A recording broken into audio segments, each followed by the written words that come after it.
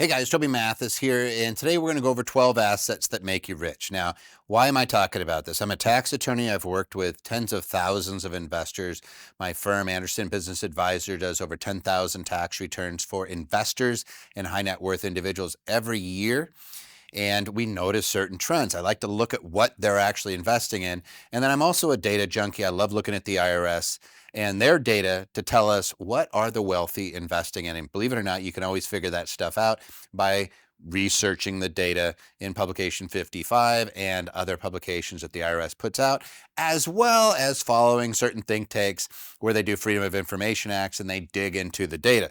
So I'm not going to bore you with all that. I'm just going to jump in and start talking about the type of assets that'll make you wealthy. Number one, this is going to trip you out. Some of you guys aren't going to believe me. It's our friend cash.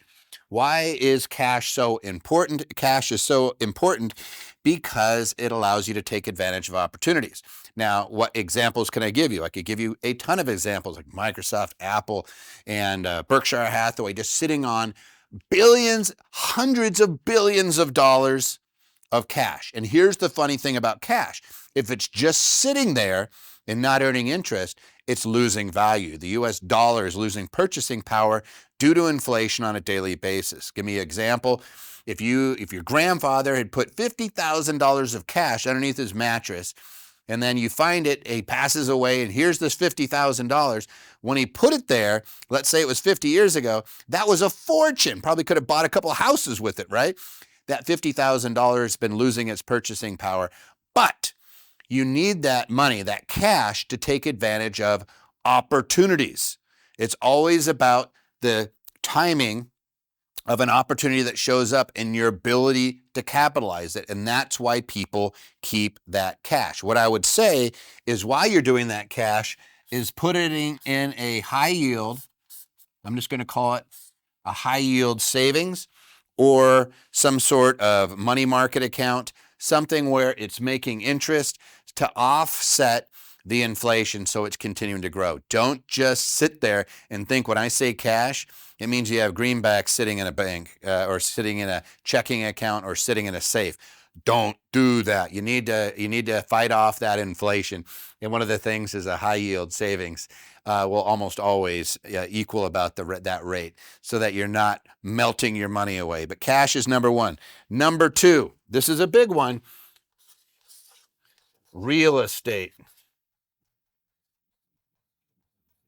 And there's three reasons we like real estate. Number one, you can rent it out and get paid. So if I own real estate, the real estate will do the work for me. I can hire a property manager and I can make money every day forever, literally. Like if I have a good rental property, all right, I get a property manager. I may never visit it. I have over 300 properties with my partner Clint, and most of the properties I've never actually set foot on. I don't want to see them, right? I just want them to make me money. And that's what we're doing is we put them into a rental pool. Somebody's going to use it and they're going to pay you for that. Real estate is great because it's a perpetual asset. I can buy it once and it can pay me for hundreds of years, thousands of years even. I just went to Rome. Thousands of years some of those structures have been around, right? So there's rent, but there's also appreciation. It goes up in value because people want real estate. I have a rental property. It's not uncommon, and many of our rental properties where they've doubled and tripled in value. In fact, the average since COVID is about a 93% increase in the value in most metropolitan areas of the real estate. It's crazy what that appreciation can do. Now, a lot of you guys are homeowners and you know what I'm talking about. You're like, hey, I get that appreciation, but you don't get the rent. And then you don't get something else, which is if it's an investment property, you also get depreciation. What's depreciation? Depreciation equals deduction. So you don't have to pay a tax on the rent. You could actually have enough excess deduction if you're a real estate professional, if you know how to use short-term rentals, to actually offset other income that you make, including your W-2 wages. That's why real estate is so effective and can make you so wealthy. Plus, I can leverage into real estate. I could put 20% down and get properties and get the appreciation on 100%, get the rent on 100%, and allow the property to pay off the leverage that I put on it. And I may never come out of pocket on that type of transaction. I may come out for the down payment, but the benefit, the tax benefit to me may equal that amount. In other words, the amount of deduction I get by knowing what I'm doing on a tax side could actually cover and give me enough savings to cover the down payment to where technically I'm at net zero, but I own this property and it's paying for itself. The tenants are paying for my property, including the loan on it. In which case, yes, that can make you very wealthy if you figure that one out. And by the way, if you want to learn how to do that, I'm going to share with you a free ebook here in a minute that you're going to be able to get, and you can learn about these things absolutely free. It's a lot of fun. Number 3, bonds.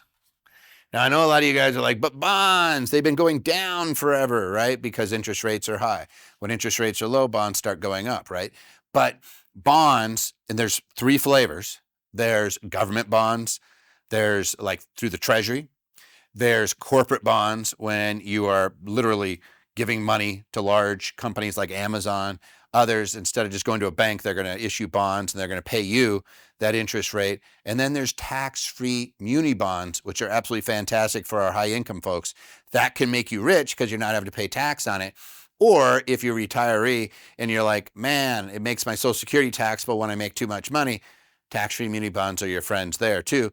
But bonds are typically in almost all portfolios. In fact, if you listen to most financial planners, they're going to say 60-40 or 80-20. They're going to have some mix of bonds and securities. And in some cases, like in some institutions, they can only invest in bonds. And so bonds can make you rich. The interest on them can be fantastic. And the tax-free interest, which I personally use a lot because the tax savings on not having to pay tax on it make up for the little bit less of performance that it gets because they don't pay quite as high as other investments. But I'm okay because it's not what you make, it's what you keep. And in my situation, quite often I'm doing a lot better than I would have if I had tax on the transaction. So those bonds become your friends. Number 4, stocks. And I'm just going to put REITs, real estate investment trust, which are bought and sold just like stocks. I'm just going to call them stocks. But when you are buying pieces of publicly traded companies, you could do this so easily now. I remember when I was growing up, it was so expensive. When I was a young adult, it was like $50 to $100 just to pay the broker to buy the company that I wanted. So if I wanted to buy Microsoft shares, if I wanted to buy Amazon, there was an expense. And it wasn't until the last 10, 15 years that it really went away. Like now you could go to eToro, you could go to Robinhood, you could go to Schwab, you could go to Fidelity. Like there's all these different places you can go that you can buy shares for free. There's no transaction cost. And you can be an owner of these companies and start to build your wealth. And by the way, the rich own stocks. Astronomically high amount of the value of that stock market is held by the top 20% of the wealthy in this country. If you want to join them, you start buying those stocks, and you could do so with $100, like less than $100. You could start buying micro shares.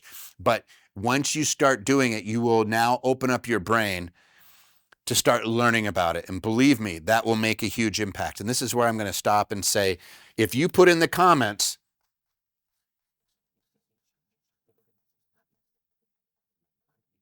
free book, put in the comments, free book, we will send you Infinity Investing so you can learn how to invest in these things. And you can start learning about how to actually build wealth, things that will produce perpetual, infinite income for you and your legacy. It helps build, literally for hundreds of years, it could set you up. Free. All you got to do in the comments is just type in free book and we'll send you the link so you can get a free ebook of Infinity Investing, which is gold medal winning book I wrote a couple years ago, maybe longer than that now, but it's absolutely will change the way you look at wealth and will help you make more. All right, number 5, mutual funds, index funds.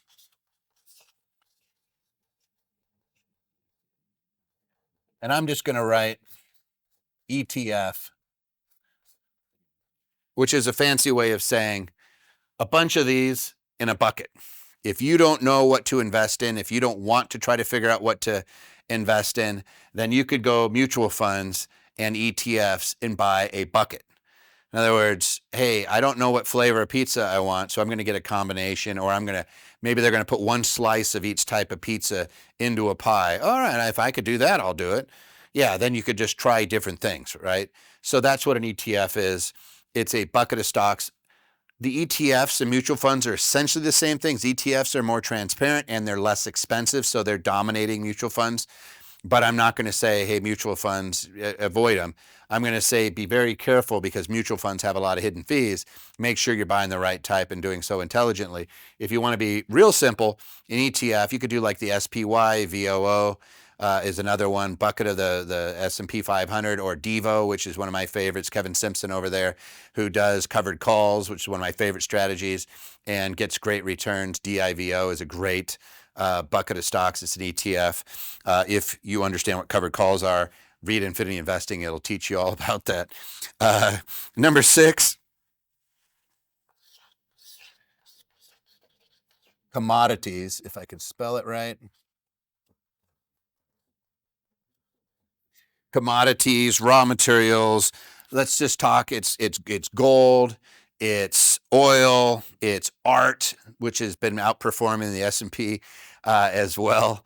People don't realize you can invest in alcohol, wine. I invest in whiskey, barrels of whiskey. It's kind of weird, but they get great returns, double-digit returns.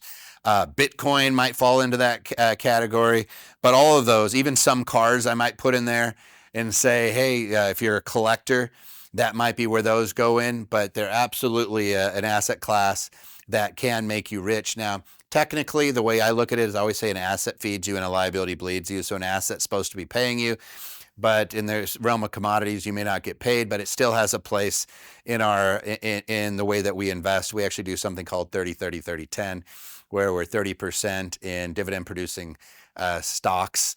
We're 30% in real estate. And by the way, a REIT is a bunch of real estate that is purchased like a stock, but it pays out 90% of its income every year to its shareholders. They're great as well, but that could be real estate. Managed money is 30%. So 30% dividend stocks, 30% real estate or real estate equivalents, 30% managed money where somebody else is making the decisions or you're mirroring somebody else's portfolio. It could be Berkshire Hathaway for all I care. You could mirror a bunch of different portfolios. You could do syndications in that. And then 10% is cash or cash equivalents. A lot of those commodities would be cash equivalent, like gold, like Bitcoin, things like that would be in that portfolio. But it's still something that I would have in there, even though technically the way I look at the world, it's not a cash flow producing asset, but it still has a place. I still like it, and it absolutely works well. The next realm, let's go number 7. I'm going to say IP, which just stands for intellectual property. So when you write a book, for example, if you are a songwriter, if you write code, if you do a number of these things, if you get trademarks or patents on things, that's intellectual property, and you could be receiving income off of those, quite often in the form of licensing fee. If you're a writer, it might be ordinary income, active income if you're writing. For example, if I'm writing books. But if you are investing in pools of IP, which there are syndications, there are investments that own intellectual property and receive licensing fees. There are huge companies, I think like IBM and Microsoft and some of these, Apple, Tesla, I don't know if they actually go out and get the patents, but a lot of these tech companies go out and they're constantly creating more intellectual property that then they can license and get paid on and have others pay them for. So that intellectual property, things like royalties come out of that. Those are something you don't want to ignore and are things you can invest in that'll continue to pay you over time a considerable amount of money. Just think of things like I think it was Michael Buffer. Since I'm here in Vegas, let's get ready to, I don't know if I can even say it, but you know what he always says, let's get ready to, I think he trademarked that puppy, and I think he gets paid anytime somebody says that. That's why I'm being careful. I don't want to get nixed on YouTube because I violated his intellectual property. But that's where it is if I create something, I can get paid. And I think he makes millions of dollars with people licensing that phrase from him. And it's kind of kind of funky. And then you have other like musicians, the Beatles catalog. You have you always hear about people selling their music rights. Taylor Swift was a big one for a long time, where you have these big catalogs of the intellectual property that then get sold, and they're making licensing fees. Or Mariah Carey, All I Want for Christmas. Every year she makes millions of dollars constantly on the intellectual property from that. Or if you're a book writer, you may get all sorts of different rights. Depending on if somebody takes your book and makes it into a movie, people are always buying your book, you're getting a royalty. People, are using it in different capacities. You can get paid on it, and that's intellectual property. Number 8, I'm just going to put this, I know I put it as a commodity too, but crypto, because there's different types of crypto. You could be mining it, you can be doing staking, you could be investing. There's a lot of what we call crap coins out there you're not going to make a lot of money on, but then you have the things where you can actually be making money just by holding it. And I have a ton of clients that have made millions of dollars in crypto. I'm not going to sit there and say, like Warren Buffett might say, it's garbage or whatever they called it. It's poop. But there is value in it. There's people making a lot of money in it, and I don't want to ignore it. There are even funds now that are created to invest in crypto. I know people that have mined it since for years and years and have done quite well. I'm not going to say don't do crypto. I'm just going to say be careful. In the 30-30-30-10 that I was describing earlier, it's usually in that 10% category of cash or cash equivalents. That's where I am sticking that. Number 9 is collectibles. And again, kind of like we were talking about before, it could be art, it could be wine, it could be whiskey, it could be cars, it could be watches, it could be jewelry, it could be even certain types of, I know bags are a big thing where people are, if you Hermes and you're sitting there, you're buying and you're lucky enough to get a Birkin or something like that, that the resale on them goes up, Chanel goes up. A lot of these things are actually appreciating in value. It's not for everybody, but it is for some people. And I mentioned some of those in the realm of commodities, but it kind of goes in better categorized as collectibles. Number 10. And this is for you folks that are out there who are bootstrapping, who want to create your own thing, and that is building a business. And we've all seen it. Most of the wealthiest people in the world built a business, right? And they built a brand, goodwill. They were able to sell their company, or they were able to sell a portion of their company via public offering and taking it public and selling shares to the public. But businesses have a lot of the type of assets we just talked about. They have intellectual property that they're developing. They have something called goodwill, which is their customer base, the name recognition, the brand that they're creating. That has a value. They have, we obviously mentioned the trademarks and patents, but also the equipment that they create. There's the old joke that McDonald's wasn't a food company, it was a real estate company because they were buying up all the real estate. And they always say that's really the type of business it is. Everybody thinks they sell hamburgers, but where they were really generating all their wealth was on the stores and all the real estate. Businesses have multiple asset classes that they start to build up on their balance sheet.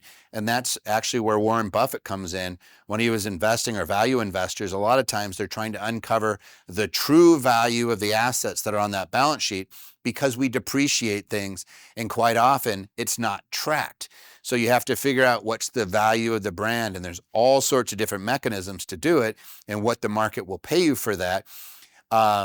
And that is all built. It's almost created out of nothing. Like if you think about Tesla and some of these really valuable companies created out of nothing, NVIDIA created out of nothing. It's an idea, and then they come up with a product, and then that product people want, and then the intellectual property they develop becomes more and more valuable. And as a result, more and more people want to participate in that, so the share value goes up. All these companies that have trillion-dollar valuations nowadays, which is crazy, right? Where is it? It's because that business valuation, and anybody can do it. That's the beautiful part. Anybody can create this and start to build those types of assets too. It just takes the desire and the time to build those things. Number 11, assets. I'm going to call it tax advantaged